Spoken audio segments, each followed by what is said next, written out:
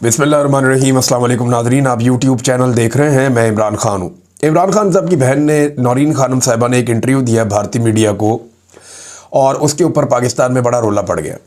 अलग अलग राय है। कुछ लोग कहते हैं उन्हें ये इंटरव्यू नहीं देना चाहिए था, कुछ लोग कहते हैं जी उन्होंने पाकिस्तान के साथ गद्दारी कर दी है, पाकिस्तान के साथ बड़ी ज़्यादती कर दी है और उन्हें ये भी नहीं करना चाहिए था।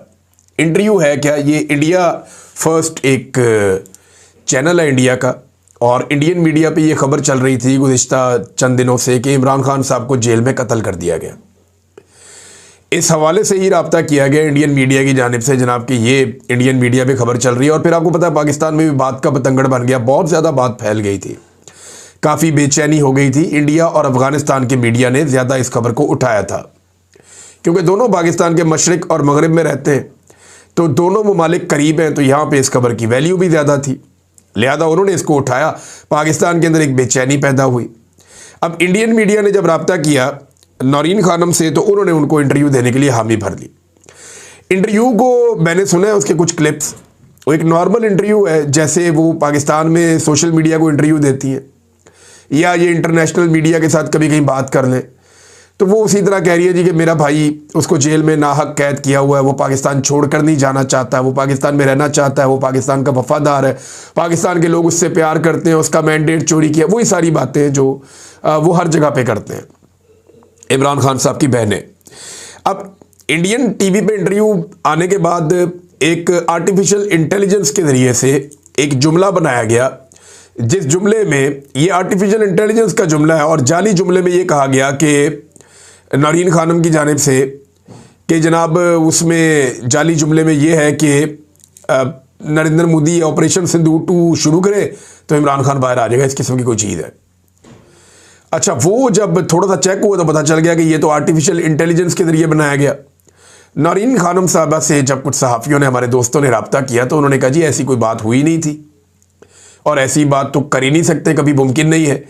तो ये घटिया काम उन्हीं लोगों ने किया जो लोग प्रोपेगेंडा करते रहते हैं, गद्दारी के सर्टिफिकेट्स बांटते हैं, जिनका ये धंधा है बहुत पुराना, 70 साल से उनका ये धंधा है। इन्होंने फातिमा जिन्ना को भी गद्दार कहा, इन्होंने शेख मुजीब को गद्दार कहा, फिर इन्होंने जुल्फ़िकार अली भुट्टो को गद्दार कहा, लियाकत अली ख़ान को कत्ल करवाया, बेनज़ीर भी गद्दार थी, नवाज शरीफ भी गद्दार था, आजकल इमरान खान गद्दार है। तो ये इनका पुराना धंधा है। वही धंधा करने वालों ने एक धंधा किया और एक जाली ऑडियो बना दी उसके अंदर। अच्छा, पहले तो ये बात है कि उन्हें इंडियन मीडिया को इंटरव्यू देना चाहिए था। देखिए जिन हालात का सामना पाकिस्तान तहरीक इंसाफ या इमरान खान साहब कर रहे हैं इस वक्त, पाकिस्तान के बहुत सारे दानिश्वर बिल्कुल उसी तरह कॉलम निगार माहौल बना रहे हैं जैसे 1971 में जब पाकिस्तान 2 टुकड़े हुआ था तो उन्होंने बंगालियों के खिलाफ माहौल बना दिया था कि ये गद्दार है और ये बागी हैं, ये मुल्क के दुश्मन है, और उनकी लीडरशिप के साथ भी यही किया था। तो जनरल याया ने यही करवाया था उस वक्त जब पाकिस्तान 2 टुकड़े हुआ था। अभी उसी तरह का माहौल खैबर पख्तूनख्वा में कभी पश्तूनों के खिलाफ बनाया जाता है, कभी खैबर पख्तूनख्वा की हुकूमत के खिलाफ बनाया जाता है, कभी पूरे पाकिस्तान में मौजूद पाकिस्तान तहरीक इंसाफ के लोगों के खिलाफ बनाया जाता है, कभी इमरान खान के खिलाफ। तो उसी तरह से एक बयानिया तश्कील दिया जा रहा है। पिछली मरतबा इस बयानिया का नुकसान पाकिस्तान को हुआ था और जर्नैल तो फिर भी सर्वाइव कर गए थे। अब इस मरतबा दोबारा से वही गंदा खेल खेला जा रहा है। तो ऐसे माहौल में इमरान खान साहब की बहन गुरेज कर लेती तो अच्छा था कि इंडियन मीडिया को दफ़ा करें, इंटरनेशनल मीडिया को बात कर लें, कोई दीगर सोशल मीडिया में बात करें। लेकिन PMLN इसके ऊपर तनकीद कैसे कर सकता है? वो कैसे कह सकते हैं? नवाज शरीफ कभी करण थापर को इंटरव्यू देते हैं, कभी किसी और टीवी चैनल को, कभी NDTV को। नवाज शरीफ साहब ने तो इंडिया को इंटरव्यू दे देकर तबाही फेरी हुई है, बल्कि इंडियन चैनल्स को इंटरव्यू देते हुए नवाज शरीफ साहब पाकिस्तानी मिलिट्री के खिलाफ एक्शंस की बातें भी करते थे कि जनाब इन्होंने धोखा दिया, पीठ में छुरा घोंपा और ये वो इस तरह की बातें। तो नवाज शरीफ की पार्टी का कोई आदमी कभी भी ये बात नहीं कर सकता कि नौरीन खानम ने भारतीय चैनल को इंटरव्यू क्यों दिया। नौरीन खानम ने सिर्फ अपने भाई की बात की, अपने भाई के हवाले से सारी चीज़ें सामने रखी। वो कोई जंग के बारे में बात की, इंडिया पाकिस्तान के बारे में कोई बात नहीं की, इन चीज़ों पे तो बात ही नहीं की। नवाज शरीफ ने तो इन सारी चीज़ों पे बात की, बिलावल ने भी यही सारा कुछ किया। ये सारे लोग इंटरव्यू देते रहते हैं, बल्कि मियाँ साहब को तो इतना प्यार है इंडियन सहाफ़ियों से कि वो उन्हें अपने घर बुला लेते हैं जाती उम्र में, और कोई बुरी बात नहीं है। देखिए उनका मियाँ साहब का ये हक है, ये जमहूरी हक है। अगर बैरून मुल्क से कोई मेहमान आए हैं या इंडियन सहाफ़ी आए हैं, मियाँ साहब उन्हें मिलना चाहते हैं तो मियाँ साहब मिलें, उन्हें बुलाकर मुलाकात करें, उन्हें बुलाकर इंटरव्यू दें। पाकिस्तान में डेमोक्रेसी है, वो अपनी बात रखना चाहते हैं तो रखें। लेकिन ये जो गद्दारी के फतवे बांटे जाते हैं, ये फिर मियाँ साहब का नहीं बनता कि वो ये करें। अब जावेद लतीफ़ साहब कह रहे हैं जनाब के इंडियन मीडिया को तो इंटरव्यू दे दिया, तो इसराइली मीडिया को कब इंटरव्यू देंगे? तो सवाल ये पैदा होता है कि इंडियन सहाफ़ियों को तो मियाँ साहब ने अपने घर पे बुलाया था और कई मरतबा इंटरव्यू दिया। वो जिंदल और बित्तल किसके दोस्त हैं? ये तो फिर मियाँ साहब आप खुद इस नफरत की आग में जले हैं। तो मियाँ जावेद लतीफ़ साहब से और बाकी PMLN से मेरी गुजारिश है कि आप लोग खुद इस आग में जलते रहें, गुरेज करें। पाकिस्तान की मिलिट्री एस्टेब्लिशमेंट कल आपके खिलाफ थी, उन्होंने आपको गद्दार साबित किया। आज वो इमरान खान के खिलाफ है और वो उसको गद्दार साबित कर रही है, लेकिन आप आला कार बन रहे हैं। आप आला कार ना बने, क्योंकि कल को ये आग दोबारा आपके दरवाजे पे आ जाएगी। सभी बारी बारी इस आग में जलेंगे और अगर हम नहीं सीखेंगे तो पाकिस्तान की एस्टेब्लिशमेंट यही करती रहेगी, कभी ये गद्दार, कभी ये गद्दार, कभी ये गद्दार, और अपना दाव लगाते रहेंगे। खुद इक्तदार में भी बैठे रहेंगे, अपने कारोबार भी बनाते रहेंगे, अपनी दिहाड़ियां भी लगाते रहेंगे, निज़ाम को कंट्रोल करके भी रखेंगे, पाकिस्तान की दाखिली खारजी सारे मामला यही संभालेंगे। और सियासतदान जिन्हें अवाम मैंडेट देती है उन्हें कुछ होगा नहीं। देखिए ना, पहली बात ये पूछनी चाहिए कि अगर ये इंटरनेशनल मीडिया को जाके इंटरव्यू देते हैं, चले इंडियन मीडिया को नहीं देना चाहिए था, लेकिन जहां भी जाते हैं, क्यों जाते हैं? क्योंकि पाकिस्तान का नेशनल मीडिया इन्हें दिखाता ही नहीं है, इनकी बात ही नहीं सुनता। ये प्रेस कॉन्फ्रेंस करते हैं, उसको नहीं दिखाते। वहां पे नेशनल मीडिया के लोग जाते हैं गंद उछालने के लिए, और उन्हें बाकायदा भिजवाया जाता है सवालात की पर्चियां देकर, लेकिन कोई भी टीवी चैनल इनका मौक़िफ़ दिखाता नहीं है, सुनवाता नहीं है। तो फिर वो कहाँ जाएं? पाकिस्तान में उनकी आवाज़ मुकम्मल तौर पे बंद कर दी गई है। तो ये सारे लोग ये अपने अपने टाइम पे इंटरव्यूज़ देते रहे हैं और आइंदा भी देते रहेंगे, आइंदा भी देते रहेंगे। बहुत सारे इंडियंस जो हैं उनके पाकिस्तानी चैनल्स अगर चाहें तो वो इंटरव्यूज़ ले सकते हैं। इसी तरह जब लड़ाई हो रही थी तब भी ये चीज़ें चल रही थी। और कुछ लोग कह रहे हैं जनाब कि क्योंकि अभी हाल ही में लड़ाई हुई है तो इंटरव्यू पाकिस्तान की इंडिया की कब लड़ाई नहीं हुई? हमेशा लड़ाई चलती रहती है। मैं फिर ये कह रहा हूँ कि नौरीन खानम साहिबा गुरेज करती तो एक कंट्रोवर्सी ना खड़ी होती, बिला वजह का ये गंद ना उछलता जो लोग उछाल रहे हैं। वरना इसमें कोई कबात तो नहीं है। मियाँ साहब भी ये करते रहे, बिलावल भी ये करते रहे, सारे ये करते रहे और हमेशा से करते रहे। बल्कि पाकिस्तान के अंदर तो इंडियन मीडिया को बहुत मॉनिटर किया जाता है और इंडियन मीडिया के अंदर पाकिस्तान के हवाले से बहुत खबरें चलती रहती हैं, हमेशा चलती रहती है। तो ये एक गंद उछाला गया, एक गलीज़ हरकत की गई। मैंने कहा मैं आपके सामने रख दूं और इसका सबूत ये है कि ये आर्टिफिशियल इंटेलिजेंस के ज़रिए से किया गया। बनी गाला के साथ नाज़रीन जंगल में आग लगी हुई है और लोग अपनी मदद आपके तहत जो वहाँ मुलाजमीन है वो आग बुझा रहे हैं, कोशिश कर रहे हैं। फायर ब्रिगेड को बुलाया, वो 3 घंटे तक तो वो आए नहीं थे। तो यहाँ पे जो है वो जंगल चल रहा है और इस्लामाबाद शहर है, आप अंदाज़ा कर लें ये CDA की कारकर्दगी है। और इसको काफ़ी लोग सोशल मीडिया पे बता रहे हैं कि जनाब आग बुझाने की कोशिश हो रही है, लेकिन फायर ब्रिगेड उस वक्त तक नहीं पहुंची थी जब 3 घंटे गुजर गए थे। नाज़रीन, रद्द-ए-अमल आना शुरू हो गया 27वीं आईनी तरमीम का। एक तो कल यूनाइटेड नेशन ने, अक़वाम मुत्तहिदा ने यह कहा कि 27वीं आईनी तरमीम ने पाकिस्तान में अदलिया का, पाकिस्तान में फ़ौज के एहतसाब का, यानी हर चीज़ का बेड़ा गर्क कर दिया, जमहूरियत का, रूल ऑफ लॉ का सारा कुछ तबाह कर दिया। अब ये तो अक़वाम मुत्तहिदा ने कहा, अब इसका रद्द-ए-अमल पाकिस्तान में भी आ गया। Sindh high court bar association के इंतखाबात हुए, क्योंकि अब 27वीं आईनी तरमीम हो गई है तो प्लाटों की भरमार के बावजूद हुकूमत हार गई।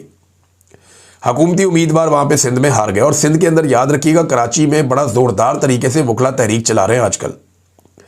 पूरे पाकिस्तान में जो सबसे आगे चल रहे हैं वकला वो कराची के चल रहे हैं और उन्होंने कुछ मुजाहरे भी किए हैं, उनकी वो झड़पें भी पुलिस के साथ हुई हैं। वहाँ वकला 27वीं आईनी तरमीम के बाद कराची में डट कर खड़े हैं। अब Sindh high court bar association में 27वीं आईनी तरमीम के रद्द-ए-अमल के तौर पे पाकिस्तान तहरीक-ए-इंसाफ के हमायत याफ्ता सदर और सेक्रेटरी जनरल दोनों कामयाब हो गए, यानी क्लीन स्वीप हो गया Sindh high court bar association के इंतखाबात में। हसीब जमाली साहब जो हैं वो वहाँ पे सदर बन गए हैं, जीतने वालों को मुबारकबाद। लेकिन मामला ये है कि ये हो क्यों रहा है? अभी कुछ अर्सा पहले तो जो हुकूमती कैंप है वो तगड़ा था। हुआ ये कि 27वीं आईनी तरमीम ने वकला को बहुत बुरी तरह झटका दिया है। दूसरा, जो जजेस इस्तीफे दे रहे हैं उसका भी एक इम्पैक्ट आ रहा है। आने वाले दिनों में ये इम्पैक्ट बढ़ेगा, इसके बारे में भी कुछ नहीं कह सकते। लेकिन पाकिस्तान तहरीक-ए-इंसाफ ने एहतजाज का पहला मरहला शुरू करने का ऐलान किया है। पहले 1 दिसंबर की तारीख दी गई थी और अब पता चला कि 2 दिसंबर की तारीख दी गई है। ये तारीख क्यों तब्दील हुई इस बारे में नहीं बताया गया, लेकिन सवाबी इंटरचेंज से ये रास्ता बंद कर देंगे। ये टोकन एहतजाज होगा, यानी इसका आगाज करने जा रहे हैं, क्योंकि इमरान खान साहब ने कहा था कि आपने बंद कर देना खैबर पख्तूनख्वा, ये शाहिद खटक साहब ने बताया।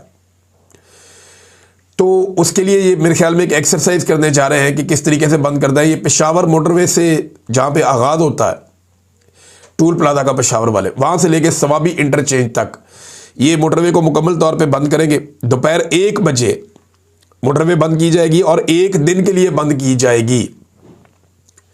तो देखते हैं इस बंदिश में कितनी बड़े पैमाने पे लोग हिस्सा लेते हैं, किस तरीके से ये एक्टिविटी होती है और इस एक्टिविटी का रद्द-ए-अमल क्या आता है। क्योंकि देखिए 8 मरतबा एक सूबे का वज़ीर आला आ रहा है और वो आकर कह रहा है, देखिए मामला ये है कि जिस सूबे का वो वज़ीर आला है उसी सूबे के रास्ते अगर वो बंद कर रहा है, ये यानी बंदिश करनी है तो पूरे पाकिस्तान की बंदिश करनी पड़ेगी और फिर वो रास्ते और वो वसाइल बंद करने पड़ेंगे जिससे वफाक के ऊपर दबाव पड़ेगा। एक दिन की बंदिश से ये एक एक्सरसाइज तो हो सकती है, लेकिन वफाक के ऊपर उतना बड़ा इसका इम्पैक्ट नहीं आएगा। लेकिन ठीक है, एक आगाज़ कहीं से तो इनको करना था। तो सुहेल आफरीदी ने पहले ये तो रजिस्टर कर लिया कि हुज्जत तमाम हो गई है। मैंने हर वो कानूनी और आईनी कोशिश करके देखी जिसके तहत मुझे मेरे लीडर से मिलवाया जा सकता था, लेकिन नहीं मिलवाया गया। लिहाजा अब मैं एहतजाज करने में हक बजानिब हूँ और फिर सुहेल आफरीदी साहब ने एहतजाज शुरू भी कर दिया। तो ये मामला है नादरीन, 2 दिसंबर को पहली मरतबा ये सवाबी इंटरचेंज को यहाँ से बंद करेंगे। पेशावर में जो टूल प्लाजा है वहाँ से लेकर सवाबी इंटरचेंज तक। नादरीन, सोहराब बरकत साहब, हमारे आगा शेख आगा सरवर साहब, फिर राय गुलाम अली साहब, इन तीनों सहाफ़ियों की रिहाई की कोई सूरत अभी तक नहीं बन सकी। लेकिन शाहिद खटक साहब जो तहरीक तहफ़्फ़ुज़ आईन पाकिस्तान की क़यादत है उसे लेकर पहुँचे siyaasat.pk के दफ्तर में और वहाँ जाकर उन्होंने इज़हार यकजहती किया गिरफ्तार होने वाले सहाफ़ियों के साथ। तो ये बहुत ज़रूरी था, इनको पहले दिन जाना चाहिए था, लेकिन अच्छी बात है मैंने ये अपील की थी। उसके बाद शाहिद खटक साहब ने रब्ता किया और वो तहरीक तहफ़्फ़ुज़ आईन पाकिस्तान की क़यादत को लेकर गए। अचकज़ई साहब थे, मौलाना अल्लामा राजा नासिर अब्बास साहब थे, मुस्तफ़ा नवाज़ खोखर साहब थे, दीगर कुछ और लोग थे। ये सारे लोग गए और जाकर इन्होंने वहाँ पे इज़हार यकजहती किया siyaasat.pk के दफ्तर में गिरफ्तार होने वाले सहाफ़ियों से। हम भी यहाँ पे बरतानिया में शाफिल्ड के इलाके में एक प्रोग्राम करने के लिए जा रहे हैं और कल के दिन में एतवार के दिन पाकिस्तानियों से दरख्वास्त की है यहाँ की कम्युनिटी ने कि आप लोग सारे आ जाएँ। हमें भी बुलाया गया, हम भी वहाँ पे जाएंगे और एहतजाज रिकॉर्ड करवाएंगे पाकिस्तान में सहाफ़ियों के साथ और सहाफ़त के साथ जो कुछ भी किया जा रहा है। लाहौर में हाई कोर्ट का जो एक कॉन्फ्रेंस हॉल है वहाँ पे सहाफ़ियों और वकला ने इन तीनों सहाफ़ियों के लिए एक प्रोग्राम रखा। ओवरऑल ये जो सहाफ़त की एक गिरावट पाकिस्तान में पैदा हो चुकी है, जो जुल्म लगातार सहाफ़ियों के साथ हो रहा है, ओवरऑल जो रीज़न है वो ये है, इसके ऊपर बात करनी थी सारे सहाफ़ियों ने वहाँ पे और वकला ने। तो इन्होंने इज़हार यकजहती किया सहाफ़ियों के साथ, सहाफ़त के साथ। और सहाफ़त पे इतना बुरा वक्त पाकिस्तान में कभी नहीं आया है जितना अब पाकिस्तान की एस्टेब्लिशमेंट ने सहाफ़त को कुचल कर रख दिया है। नादरीन, जर्नलिस्ट हैं शाहिद मेतला साहब, इन्होंने खबर दी है। मैं ज़रा थोड़ा इस खबर को सेट कर देता हूँ क्योंकि ये इन्फॉर्मेशन मेरे पास है। उन्होंने खबर देते हुए ये कहा कि नवाज शरीफ को जेल में जो खाना आता था, ये बात हो रही है पिंडी वाली जेल की। तो अडियाला में भी रहे ना मियाँ साहब, वो कहते हैं नवाज शरीफ को जेल में जो खाना आता था वो जनरल बाजुआ के ससुर के घर से आता था, गालिबन जनरल एजाज नाम था उनका। तो उनके घर से नवाज शरीफ साहब को खाना आता था, ये शाहिद मेतला साहब ने खबर दी।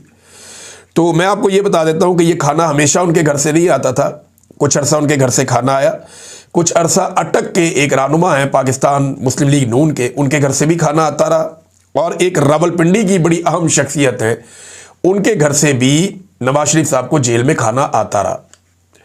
बल्कि जो रावलपिंडी वाली शख्सियत है उनको फिर बाद में बहुत नवाजा भी गया। आज उनको एक बड़ी अहम सीट भी उनके घर में उनकी फैमिली मेंबर को दी गई है, जिनके घर से नवाज शरीफ साहब के लिए जेल में खाना आता था। अच्छा, ना सिर्फ नवाज शरीफ साहब के लिए जेल के अंदर खाना जाता था, बल्कि जो लोग मिलने जाते थे उनके लिए भी खाने पीने का एहतमाम किया जाता था और बड़ा तगड़ा एहतमाम किया जाता था। लेकिन जब मियाँ साहब लाहौर में आ गए और कोट लखपत जेल में उनको शिफ्ट कर दिया गया, तो वो वहाँ पे ना शाराए आम नहीं है, ये दोनों तरफ से एक ट्रेन का ट्रैक है। वहाँ से जब वो ट्रैक से क्रॉस करते हैं तो वहाँ पुलिस खड़ी है, वो उन्हीं को आगे जाने देती है, लोगों को जो जेल की तरफ जा रहे हो या वहाँ के रिहायशी हो, वो हर एक को वहाँ पे छोड़ते नहीं है। तो वहाँ बहुत प्रोटोकॉल होता था PMLN के लोगों के लिए। बाहर इनकी बहुत सारी गाड़ियाँ खड़ी रहती थी, बाकायदा बाहर माहौल बना हुआ होता था, खाना पीना चल रहा होता था, एक दावत जैसा माहौल होता था। और फिर मियाँ साहब की इजाज़त देने पर वफूद की सूरत में लोग अंदर जाते थे। अमूमन जुमेरात को 50-60 लोग मिलते थे, लेकिन बाद औक़ात ये तादाद 150 तक बढ़ जाती थी। मियाँ साहब 15-15 लोगों को इकट्ठा बिठाकर एक कॉन्फ्रेंस की तरह मिलते थे। और मियाँ साहब की जो ज़िंदगी है वो शाहाना अंदाज में जेल के अंदर, देखिए कैद तो जब आदमी होता है तो वो खुश तो नहीं होता। मियाँ साहब थे तो कैद में ही ना, इसीलिए तो वो डील करके पाकिस्तान से बाहर चले गए कि मुझे पाकिस्तान से बाहर भिजवा दो, मेरे प्लेटलेट्स नीचे जा रहे हैं। वो फिर बताया कि पता नहीं किसी जानवर का, कुत्ते का खून था, वो फैसल वाडा साहब ने बताया, जिनमें को प्लेटलेट्स की गेम डाली गई। बहरहाल वो जो भी था वो वही जानते हैं जिन्होंने किया। लेकिन मैं उस वक्त भी ये कह रहा था कि मियाँ साहब पाकिस्तान से बाहर जाने वाले हैं और गेम डाल दी गई है। फिर उनके प्लेटलेट्स गिराए गए और उन्हें पाकिस्तान से बाहर भिजवा दिया गया। और प्लेटलेट्स इतने गिरवा दिए गए कि उस लेवल के प्लेटलेट्स का आदमी आंखें खोल के देखे तो बड़ा मुश्किल है। लेकिन मियाँ साहब अपनी ज़िंदगी के सारे काम कर रहे थे। फिर वो खुद चल के चले गए और जेट में बैठ के पाकिस्तान से मियाँ साहब बाहर निकल गए। तो ये अच्छी तरह हमें याद है कि बड़े ठीक ठाक प्रोटोकॉल मियाँ साहब को जेल के अंदर मिलते थे और बड़ी सहूलियात थी मियाँ साहब को। तो ये खाना सिर्फ जनरल बाजवा के ससुर नहीं भेजते थे, बाकी लोग भी ये खाना भिजवाते थे मियाँ साहब को। नादरीन, ईमान मज़ारी साहिबा और उनके शौहर हादी अली चट्ठा साहब के साथ बदतरीन ज़्यादती की जा रही है। उनका एक ट्वीट वाला केस है और अदालत को बहुत जल्दी है कि इन लोगों को किसी तरह भी पकड़ के जेल में डाल दिया जाए और इनसे इनकी आज़ादी छीन ली जाए। साकिब बशीर साहब ने ये केस रिपोर्ट किया और हमारे बहुत सारे जर्नलिस्ट हैं वो भी इसको रिपोर्ट कर रहे हैं कि गैर मामूली सूरत हाल हो गई है। अदालत के अंदर अजीबोगरीब माहौल बन गया। एडवोकेट ईमान मज़ारी और हादी अली चट्ठा के खिलाफ केस में मुल्जिमान की अदम मौजूदगी में रिकॉर्ड आधे घंटे के अंदर स्टेट काउंसिल ने 5 गवाहों पर पलक झपकते में जिरा भी मुकम्मल कर ली। जज साहब ने मियाँ बीवी को बाहर निकलवा दिया पुलिस के जरिए से, इनको बाहर दे रहे। मियाँ बीवी को बाहर निकाल दिया, वो बेचारे बाहर आ गए। अब जो नजर आ रहा है वो ये है कि इन दोनों मियाँ बीवी को गिरफ्तार कर लिया जाएगा। सिंपल ये है, पाकिस्तान की एस्टेब्लिशमेंट ने फैसला किया कि इन्होंने नाक में दम किया हुआ है। ये आवाज़ उठाते हैं जाके बलोचों के लिए, ये लापता अफराद के लिए आवाज़ उठाते हैं। ये जो PTM के लोग पकड़े जाते हैं, लापता होते हैं, उनके लिए भी आवाज़ उठाते हैं। ये जो इमरान खान के साथ ज़्यादती हो रही है PTI के साथ होती है, उस पर भी आवाज़ उठाते हैं। जहाँ पे सहाफ़ियों को हरासा किया जाता है उस पर भी आवाज़ उठाते हैं। जबरी गुमशुदगियों के खिलाफ ये एक बड़ी आवाज़ है, लिहाजा इससे पहले कि ये बहुत तगड़े हो जाए इन्हें उठा लो। और अब फैसला ये किया गया है कि इन्हें गिरफ्तार कर लिया जाए। तो ऐसा दिखाई दे रहा है कि शायद इन्हें गिरफ्तार करके जेल में डाल दिया जाए, क्योंकि इसके अलावा अब और कोई रास्ता नज़र नहीं आ रहा। और रियासत ये कर गुजरेगी, क्योंकि देखिए इन्होंने बहुत तगड़े लोगों को पकड़ा हुआ है। इन्होंने इमरान खान को पकड़ के तकरीबन 2.5 साल होने वाले हैं, 2-2.25 साल हो गए, उनको जेल के अंदर डाला हुआ है। इन्होंने मारंग बलोच को पकड़ के जेल के अंदर डाला हुआ है और PTM के बहुत सारे रहनुमा उठाए हुए हैं। अभी जो 6 लोग पश्तून तहफ़्फ़ुज़ मूवमेंट के ये लोग जरगा में आए थे, वज़ीर आला ने इनको बुलाया था, वो 6 लोग लापता हुए। अभी तक हमें पता नहीं चला कि वो बंदे किधर हैं। अभी तक समझ ही नहीं आई कि ये बंदे गए किधर। और इस पे वज़ीर आला ने वार्निंग भी दी थी, लेकिन उसके बाद से लेकर अब तक कुछ भी नहीं हुआ, कुछ दिखाई नहीं दे रहा। नाज़रीन, वज़ीर आला बलूचिस्तान ने एक बड़ा अजीबोगरीब काम किया। यहाँ पे जो कायद-ए-आज़म यूनिवर्सिटी है, वहाँ पे एक मजीद हट्स हैं।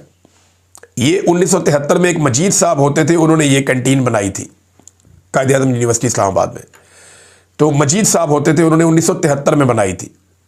तो अभी जो वज़ीर आला है बलूचिस्तान के, इनकी इल्मियत का अंदाज़ा आप यहाँ से लगाएं या इनकी काबिलियत का अंदाज़ा आप यहाँ से लगाएं कि इन्होंने जो बलूचिस्तान में मजीद ब्रिगेड है उसको उठा के इसके साथ जोड़ने की कोशिश कर दी, इस कैंटीन के साथ, कि यहाँ पे बलोच तलबा को ये किया जाता है। वो यहाँ तकरीबन 400 के करीब बलोच तलबा पढ़ते हैं। क्यों उनकी जान खतरे में डाल रहे हैं वज़ीर आला साहब?